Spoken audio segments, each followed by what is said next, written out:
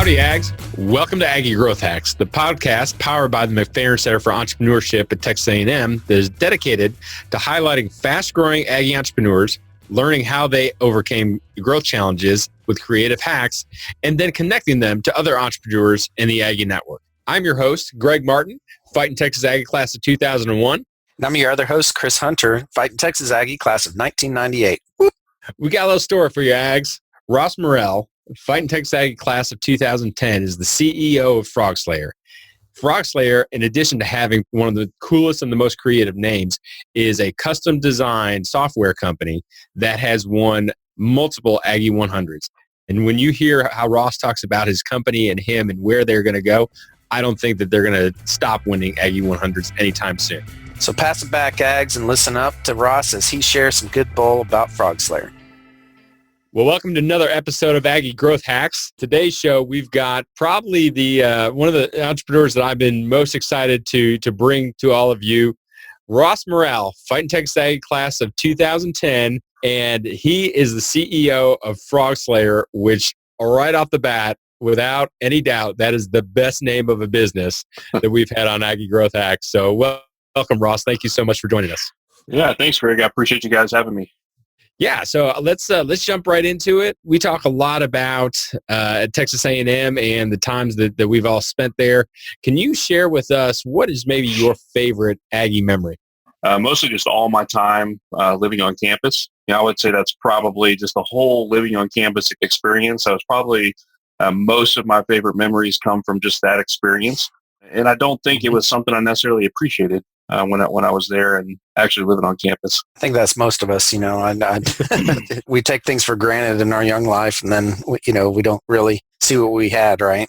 So can you tell us a little bit about Frogslayer and, why did you choose to start it? Best way to think about it is a custom software engineering firm. Basically, we create kind of breakthrough products, services, even new businesses for our clients, trying to help them achieve some sort of unfair advantage in the marketplace with technology kind of at the core. I didn't choose to start Frogslayer, so the phrasing there was a little interesting the way you put that. I feel like I was kind of an accidental entrepreneur in a lot of ways. Basically had a couple of opportunities kind of laid out in front of me whenever graduated from A&M, and actually they were tied to A&M, but essentially just ended up being very opportunistic with some of those things, and one thing led to another and ended up starting a business. And we just had one client, and someone else came to us and asked for work. That led to 2 clients, then 3, then 4. So we just kind of grown it, kind of one at a time, but wasn't something I went out and said, I want to start a business. Let's do it. That's cool.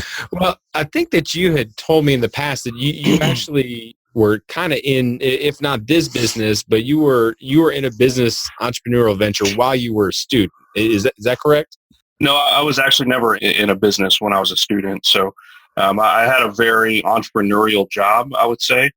Okay. The boss that I had when I was at A&M, I mean, he really empowered me to kind of build almost a little miniature business inside the lab that I was working at A&M. So really still consider him one of my mentors today. But I felt really privileged to be able to kind of take a bunch of risks in a really low consequence environment. That's really cool to be able to have that and to still have the relationship with that mentor all these years later. What about that experience, or is there one thing that maybe you can pull out that you learned while you were at A&M that helps you as an entrepreneur now? Probably the biggest thing I learned while at A&M probably wasn't in the classroom, probably wasn't necessarily in that particular job, but I was in farmhouse fraternity, and we had a house, and nobody wanted to be the house manager of this house. And so I I want a leadership position. That sounds fun. Not really knowing what I was signing myself up for. Well, you think about a 25-bedroom house full of a bunch of dudes, it gets pretty dirty. So so the house manager's job is to clean the house. Well, in the past, there was checklists and things like that, but it pretty much just ended up the house manager that basically translated to housekeeper. And so okay, I was like, well, I'm not going to do that. So every week it was kind of this exercise in how can I motivate, all these guys that don't really, some of them lived in the house, some of them didn't, but how can I get everybody to help pitch in and clean the house? And it took probably a semester to kind of figure out, but the whole key was making it fun. And so how do we make it fun? How do we make it about them? How do we make it not about cleaning the house, not a chore? Right. So I would say that was probably one of the biggest kind of leadership lessons I learned, was how to motivate, my peers to do something they didn't want to do. So I'm interested. It's either fun or beer for a bunch of guys, probably pretty good motivators. Yeah. So there was always dinner after our meetings. And so part of it was kind of working with the person that coordinated the brotherhood event, saying, hey, can we maybe make it a stipulation that, we don't go to the house cleaned. So there's that little bit of aspect on it. But then, as soon as our chapter meeting was over, playing some good rock and roll music, making it a little competitive between the teams, cleaning the different areas. Yeah, just making it more about camaraderie and making it about an extension of brotherhood more than just cleaning the house. Yeah, that's pretty cool.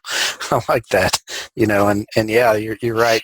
Learning something like that, early on is huge for anyone. I would think, as far as leadership goes, and getting people motivated to do stuff that they really don't want to do, and that's most employees nowadays, right? So, on that note, what would you say is your single biggest challenge to Frogslayer, and what hacks, because we're all about hacks here, what hacks have you used to overcome that challenge? Probably the biggest challenge we had, so a little bit of history of Frogslayer. So I basically did an entire reboot of the company. So I came in about 2013 and essentially rebooted, hit the reset button in 2014. And so, starting from scratch, it was like, I kind of knew a bunch of things that were wrong with it prior to when I joined. And then, just the baggage that, I brought with it and my employees, trying to merge these two companies together. So one of the biggest challenges since that point has been just insane growth. And, if I had to distill that down more specifically, the challenge of growing that fast is, as a leader, am I growing myself fast enough? And then how does that translate down to everybody else? If I can keep pace, and grow as a leader, very quickly, well, I look behind me, there's this huge gap. I've now got to go grow other people. So those have been the two biggest challenges is, first making sure that I can keep pace with the growth personally as a leader, but then making sure my people are also developing themselves quickly enough to handle the growth. Wow. I don't think we've ever had an entrepreneur really take that to heart, that question to heart, quite like you have, to be able to turn that camera inwards in such a positive way of saying, look, if I'm going to lead this company, I need to invest in myself, and I need to be prepared and find ways to lead it effectively, not just be the figurehead. That's a great perspective. Yeah, and I mean that sort of thing translates in a lot of different ways. It's the little habits. It's the reading every day. It's getting really ruthless with my calendar. Which to outsiders, I may come off a bit rude or not generous with my time. But it's those little things that it keeps you really focused on. Okay, I have this time that's dedicated to growing myself, or this time that I need to spend with this person or that person to coach them in a particular way that we're deficient in as a firm. And so that has to be the focus always. How much time would you say that you spend personally on personal development? Just curious. I think it kind of comes and goes. We talk about the whirlwind, the whirlwind always sucking you back in. So that's, the working in the company versus on the company. So I think it comes and goes. I mean, that's definitely one of the things that, I've continued to make an increasing priority, it seems like, every year. So my personal goal is I want to be, spending about 50% of my time developing myself for others. Wow. That's cool. That is so cool. Well, how does that tie into the big, hairy, audacious goal of Frogslayer? I know that you guys have had such amazing growth, and you're putting systems in place to make sure that is sustainable growth. But where does it end? Are you the world's largest custom software developer? Are you focused? Where do you see Frogslayer being? Yeah, I think probably a lot of people answer the BHAG question differently. Maybe it's around, financial targets, or being the biggest, or being the fastest, or the best in certain ways. The way that we tend to think about our business is that, if we're focused on our profits, we're going to look down someday and our clients won't be there and we won't have any profits to ever worry about. So, for us, it kind of begins and ends with, the success of our clients. We're going to succeed if they succeed. So our big, hairy, audacious goal for Frogslayer is 100 market breakthroughs for our clients by 2030. So within 10 years, we want to have a certain number of market breakthroughs. And we have a number of different ways of measuring that. Are they getting headlines for what we've helped them do? Publications, trade magazines. Have we, helped them 10x their business in some way, whether that's revenue, efficiency, customer engagement, however we measure that with that particular client. But in some way, we want to look back when we've engaged with the client and say, we help them, get some sort of unfair advantage in the marketplace. I like that. I like being focused on your clients and not yourselves. I think that's actually a really great way to think about it and to approach business in general, All right, so this brings us to our lightning round. Lightning round is simple. These are the rules. You have about 30 seconds to answer each question, and we're going to move on to the next one. Okay? Sweet. All right. Okay, so you ready? I think so. I feel like in the hot seat now. Let's do it. All right. And go. Yeah. All right, so here's the first one. What's your favorite hack? It can be technology, health, mindset, whatever. Anything goes here. What is your favorite hack? Of everything that's helped us get from zero to where we're at today, probably my favorite hack has been ad testing. Basically just testing your position and your message in the marketplace with direct response ad campaigns and being able to validate basically your entire business model through ads.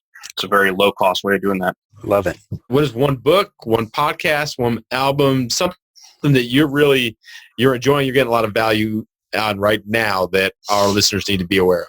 Favorite podcast right now is actually one of my best friends, Will, turned me on to. It's Malcolm Gladwell's Revisionist History. Just incredible podcast. It's a different topic all the time. You get to go down the rabbit hole and into Malcolm's mind. It's really interesting. Favorite book right now, one book I can recommend to all CEOs, leaders of a business, Great Mondays. It's about culture and culture improvement. And it's basically lays out a framework for culture and how to look at it and how to improve it. Cool. I love that. So next one, what's a challenge that you're currently facing and how can the Aggie Network support you? Probably our biggest challenge we're facing right now, we've got a huge initiative right now to systematize our entire sales process. Up to this point, I have been the salesperson, obviously with a lot of help and support from others, but systematizing that, getting it out of, getting me out of that this year is our big goal. So I'm not exactly sure how the Aggie Network can help us, but that's definitely one thing that we're trying to accomplish. And I know that you've taken a lot of great steps with the hires and the people that you've brought on. So I love how that's always, every single day is self-improvement at Frogslayer. Great. Well, how can the Aggie Network get in touch with you, not only to learn more about what Frogslayer does and potentially see if they could be one of your 100 breakthroughs that you guys are goaling yourself against, but also to help provide some support? Or I know that you've got an amazing culture.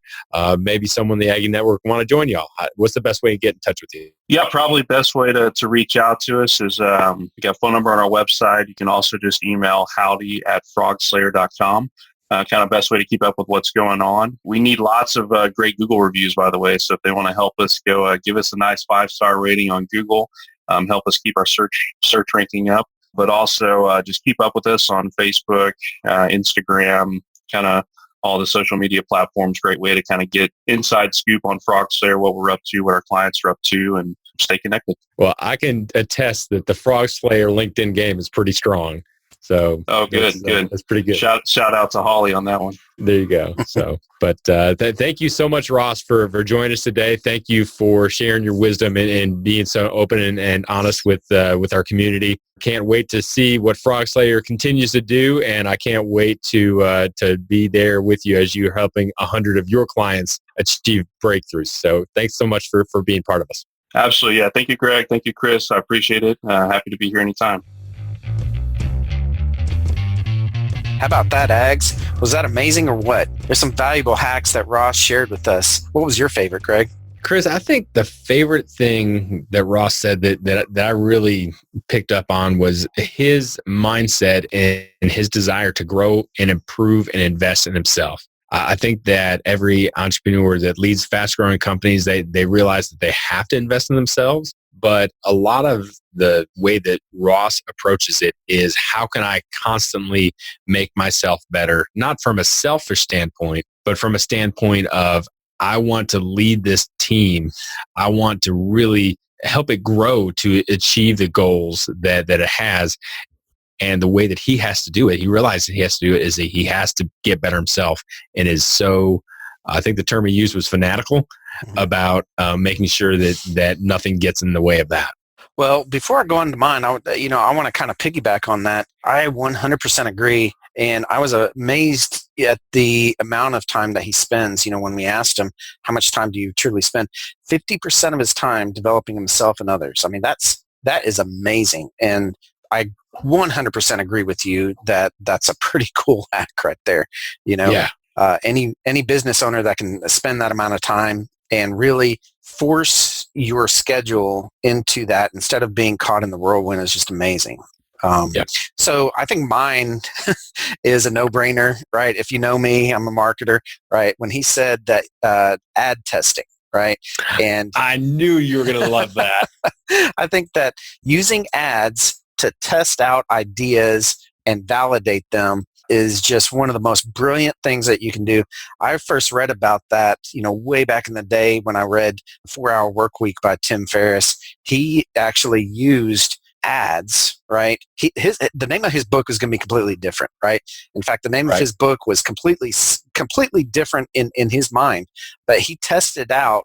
He ran some ads on Google AdWords at the time, right? And basically came up with this idea of the 4-Hour Work Week because it was so popular. And I think taking that mentality, hey, I'm going to test my idea out for a relatively cheap amount of money, a small amount of money, and testing it out with some ads is just brilliant. Absolutely brilliant. That's awesome. And I knew as soon as he said that you were gonna love that. Yeah. And I know that that's one thing that you talk to your clients and help them with. So thank you again, Ross, for sharing that. Well, that's going to do it for another episode of Aggie Growth Hacks. We hope that you enjoyed this episode, and we would just love it if you leave us a 5-star or better rating on iTunes, Stitcher, Spotify, Podbeam, or wherever you found us. Be sure to check out our website at aggiegrowthhacks.com, and you can hear our other episodes and you can connect with us. We want to give a huge shout out to our sponsor, the McFerrin Center for Entrepreneurship at Texas A&M University. Since 1999, the McFerrin Center for Entrepreneurship has served as the hub of entrepreneurship for Texas A&M. If you're an Aggie entrepreneur or even an Aggie wantrepreneur, head over to the website to find a program that's right for you. Just search up McFerrin Center for Entrepreneurship in Google and head over there right now. So join us next time where we connect with other Aggie entrepreneurs and learn how they hack their growth. Until then, I'm Chris Hunter. And I'm Greg Martin. Until next time, thanks and gig 'em.